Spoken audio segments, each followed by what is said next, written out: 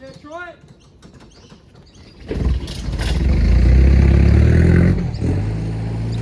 After spending 4 months travelling Queensland in our Land Rover, from the outback to the tip of Cape York, we are back in Sydney with a list of repairs and mods to tackle before we head south on the second leg of our big lap of Australia.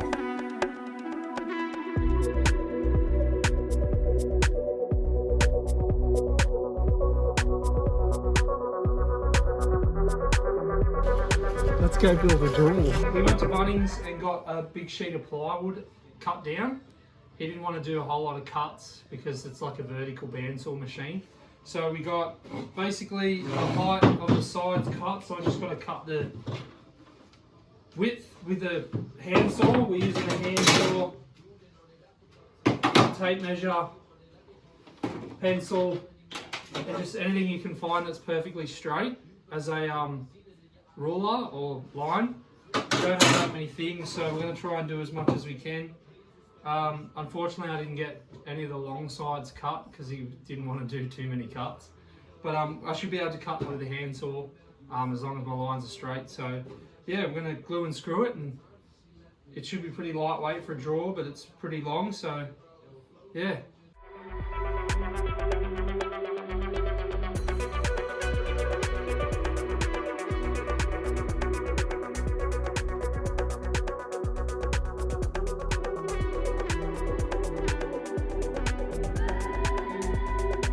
With most of the drawer panels already cut to width, we chopped them to length, then began measuring and marking the remaining panels, remembering to measure twice and cut once.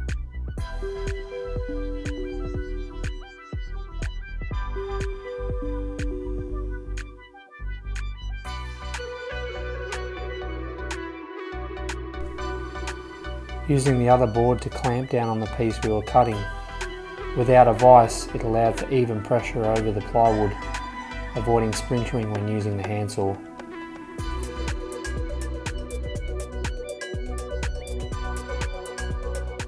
We got exterior wood glue to glue all the pieces together, and then some screws, timber screws, to glue and screw our pieces together.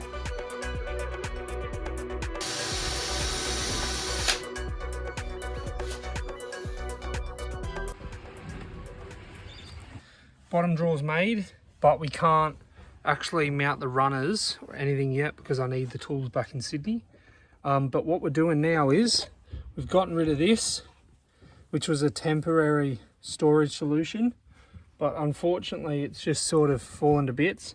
And then every time we go on a track, this little footwell spot gets full of heaps of shit. So you open the door and it just falls out the back. So we've removed that, and what we're doing is we're going to make a timber cupboard with doors that either magnetically lock or shut, so that everything, books and things like that, stay in when we're going on tracks and stuff like that. And also we're putting a little 12-volt system in there. It's just a King's box that I got off my mate because he had a whole heap of them. So that'll work really well. It's got a couple of switches, USB spots and things like that. So yeah, we're kicking on with that. Bit of an update. We are back in Sydney and Laz made it, just. So first things first, we are doing the ground cables in the car.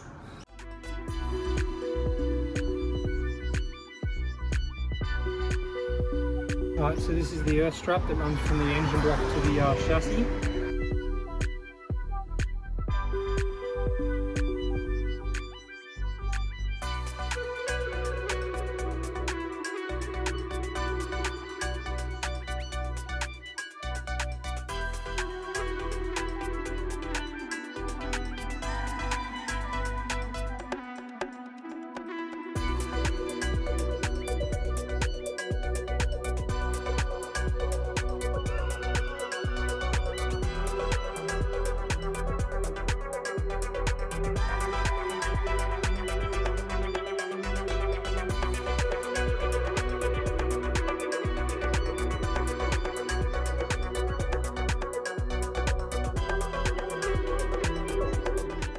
So this is the old earth strap from the engine block to the chassis. We've made up a new one with crimped ends. It's 70mm squared wiring. I know it's overkill, but we're sick of the grounds. And then what we're going to do is tap the thread where the bolts in, because that's got all corrosion and stuff, and clean off the surfaces. And we're also going to add another ground to either the engine block or from the gearbox to the chassis, because it only has one. So yeah, so hopefully that fixes all our grounding issues.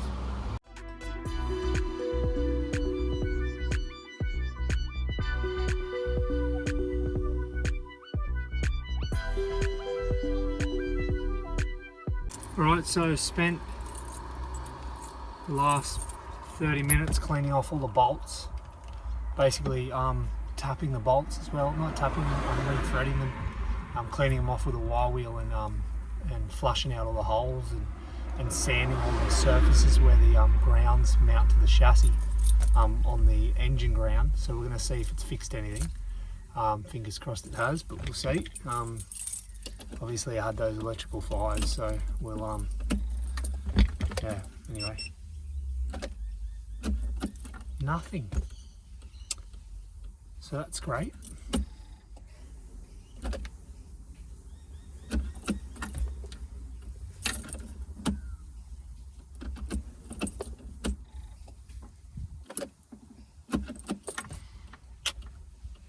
Mad. Right, well.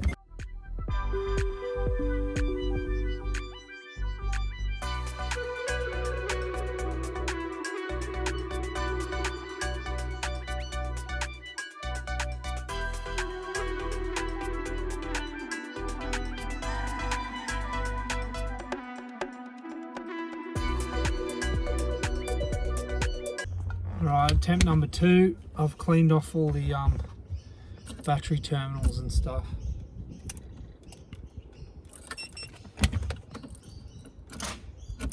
That was better. Back to nothing. Kicking on with the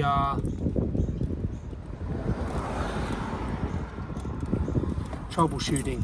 Alright, so a bit of an update on the Landy. We've finally got it to start, and it's starting over and over and over again, which it was doing another time in Brisbane when we got it sorted, but seems to be working all right. I think the ignition barrel, the switch on the back of it's on its way out. That's why it's sort of a little bit intermittent, and it works sometimes, well, it works most of the time, and then sometimes it won't work. So we're going to replace that with a newer style ignition barrel, which also has a steering lock, which we don't have a steering lock. So we've replaced the ground. I'll show you that. You can see down there. And then I've also yeah, cleaned off all the terminals and things like that, and it seems to be working a bit better. So we're getting there. The problem with this starting issue is it was multiple, there was multiple problems. So ignition barrel, grounds, the starter motor was sort of on its way out. Like, there was so many issues, so it was really hard to just find the one problem with it. So yeah, so we're getting there. Hopefully the ignition barrel will stop the intermittent starting issues, but it starts really good when it is working. Day 2 on the Landy repairs, and unfortunately we had a shock break off at the top, one of these Fox remote res, and you can't actually really get them in the same size to suit Land Rover anymore. They're sort of you can, but they're very expensive. What we've got to replace is our old Terra Firma front shocks that we took out to put in the Fox remote res. They didn't do that many kilometres, so they're still okay. And on the maximum setting, stiffness setting, they will do the job. So we want to get back into travelling, and whatever we can do to save money helps. So I've had these in the garage, so I'll go back in the rear, and they are basically the same length as the Fox remote res, so they'll fit in pretty well.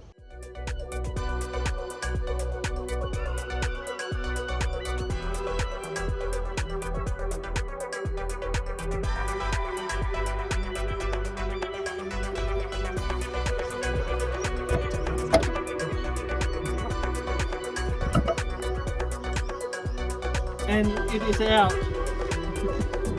So yesterday we were fitting up the Terra Firma shock absorbers that I had from when I put in the Fox remote res shocks, and I sort of ran out of space on the phone, so that's why they're in now and you didn't see any of it. Also put an extra ground from the transfer case to the chassis, so now I've got the ground that I made up earlier and an extra, it's not as thick a cable but it's an extra ground, so that should fix any grounding issues we have in the future.